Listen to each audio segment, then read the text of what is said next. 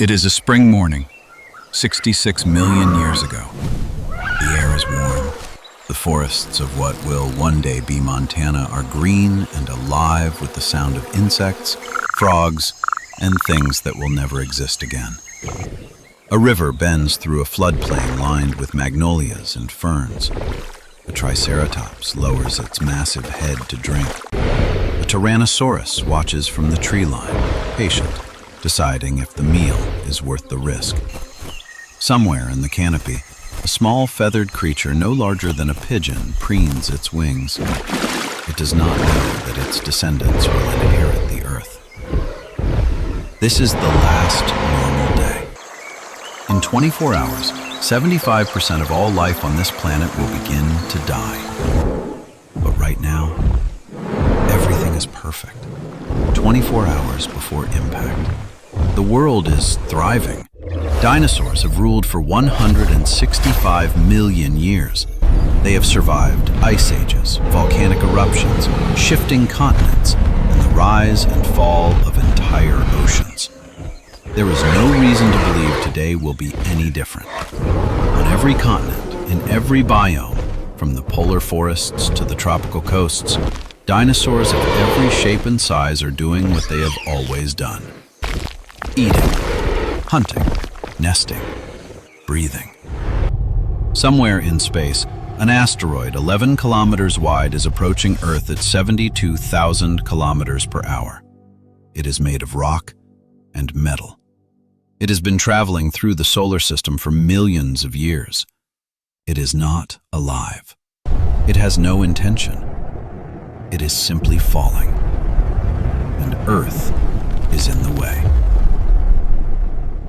12 hours before impact. In the Hell Creek floodplain, the day unfolds like every day before it. A herd of Edmontosaurus moves through the open meadows, their flat beaks tearing at flowering plants. A pack of Dakota raptors stalks the edge of the herd, waiting for a straggler. Near the river, a pair of Ankylosaurus rests in the shade, their armored bodies half submerged in the warm mud. The Tyrannosaurus makes her move. She charges from the tree line in a burst of speed that shakes the ground. The Edmontosaurus scatter. She isolates a juvenile and closes the distance in 3 strides. The kill is fast, efficient. She feeds. Her 2 offspring, barely a year old, approach cautiously and begin tearing at the carcass. This is their lesson. How to eat, how to survive. It is the last lesson they will ever learn. 6 hours before impact. The sun begins to set over the western interior seaway, the shallow ocean that splits North America in 2. In the warm coastal waters, mosasaurs hunt schools of fish near the surface. Pteranodons glide on thermal currents, their wingspans casting shadows on the water. On the shore, sea turtles drag themselves onto the beach to lay their eggs. They have done this for 100 million years. In the sky, if anything could look up with enough comprehension, there is now a new point of light. Faint, almost invisible. It is not a star. It is moving. 1 hour before impact. The point of light is brighter now, brighter than any star. It appears to be standing still, but it is not still. It is falling directly toward the planet at a speed the human mind cannot process. 72,000 kilometers per hour, 20 kilometers per second. A rock the size of a mountain aimed at a shallow sea near what will one day be called the Yucatan Peninsula. In Hell Creek, it is night. The Tyrannosaurus sleeps near her kill, her offspring tucked against her body. The Triceratops herd has settled into a defensive circle, horns facing outward, calves in the center. The forest is alive with the sound of insects. Everything is exactly as it should be. Nothing in this world has the ability to understand what is about to happen. No brain on this planet can compute the physics of what is falling toward it. The last normal night in the history of the Mesozoic era passes in complete, beautiful ignorance. 2 minutes before impact, the asteroid enters the upper atmosphere. It does not slow down. The air in front of it compresses so violently that it reaches temperatures of 20,000 degrees Celsius. It becomes a fireball brighter than the sun, lighting up the entire Gulf of Mexico in a flash that turns night into day.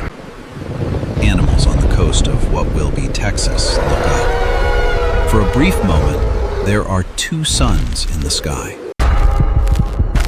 5 seconds before impact, the asteroid punches a hole through the atmosphere. A supersonic shock wave radiates outward from its path.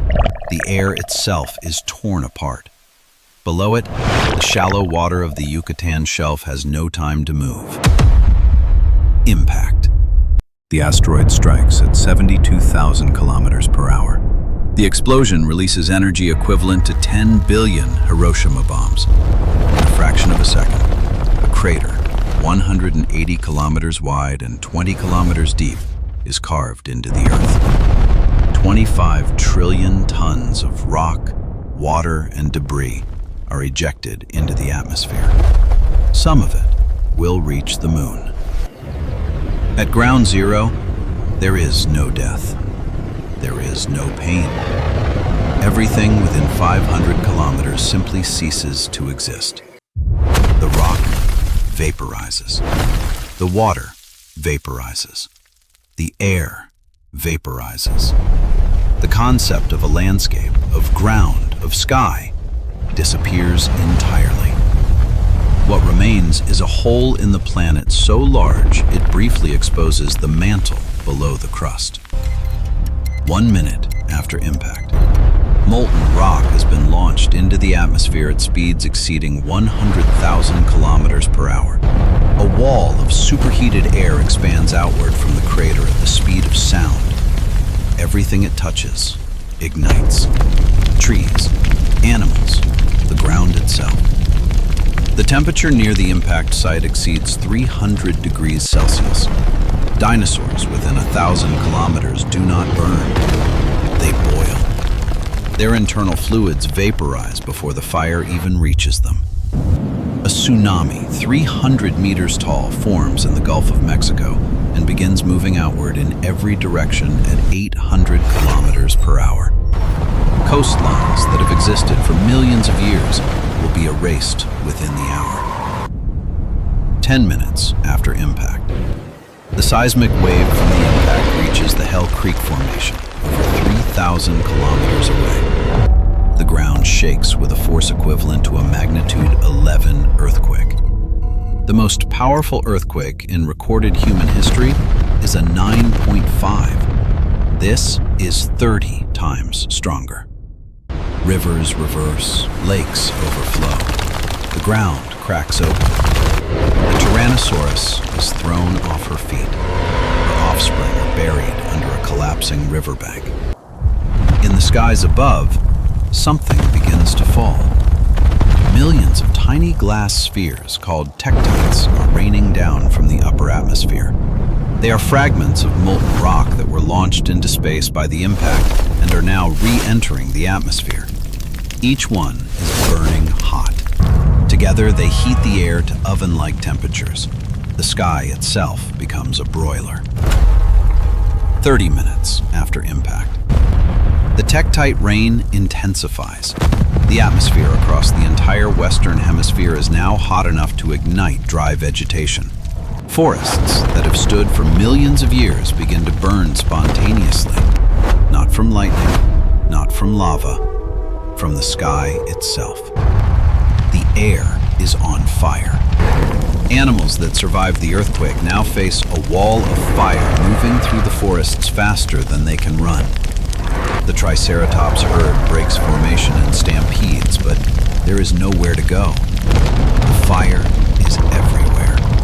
The smoke alone is lethal, filling lungs with superheated ash. 1 hour after impact, the tsunamis reach the Gulf Coast. 300 meters of water moving at the speed of a commercial aircraft erases everything in its path. Islands disappear. River deltas are scoured to bedrock. Marine reptiles, mosasaurs and plesiosaurs that have ruled the oceans for 80 million years are hurled inland and deposited kilometers from the coast. The shaking has not stopped. Secondary earthquakes, triggered by the destabilization of tectonic plates, ripple across the planet. Volcanic eruptions that were already occurring in what is now India, the Deccan Traps, intensify. The planet is coming apart at the seams. 6 hours after impact, darkness begins to fall. Not the darkness of night, a different darkness. A darkness caused by trillions of tons of dust, soot, and sulfur being injected into the upper atmosphere.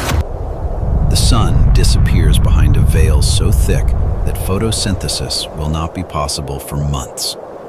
The temperature, which spiked to lethal levels in the first hour, now begins to drop. Within days, it will fall below freezing across most of the planet. The fires are still burning, but there is nothing left to burn. The Hell Creek Forest, one of the richest ecosystems of the late Cretaceous, is gone. What remains is a landscape of ash, fallen trees, and silence. The Tyrannosaurus is dead. Not from the impact, not from the fire, from the collapse of the riverbank that buried her offspring. She did not leave them. She stayed, digging at the mud with her useless arms until the smoke and heat took her. The last thing she did was what mothers have always done. She tried to save her children. 24 hours after impact, the world is unrecognizable. 3/4 of all species on Earth are in the process of dying. Not all at once. Some will take days, some weeks, some months. The plants die first, starved for sunlight. The herbivores follow, starved of plants. Predators follow the herbivores. The scavengers last the longest, feeding on the dead until even the dead are consumed. The rain that falls is acidic, saturated with sulfur and nitrogen compounds from the vaporized rock. It burns the skin of anything it touches. It poisons the rivers. It kills the plankton in the oceans, collapsing the marine food chain from the bottom. Every non-avian dinosaur is dead or dying. Every pterosaur, every mosasaur, every plesiosaur, every ammonite. 75% of all species on Earth will not survive the next 10,000 years. But not everything dies. Deep in the rubble of what was once the Hell Creek Forest, beneath a layer of ash and mud, a small creature emerges. It is a mammal, no larger than a rat. It has spent the last 24 hours underground in a burrow, trembling.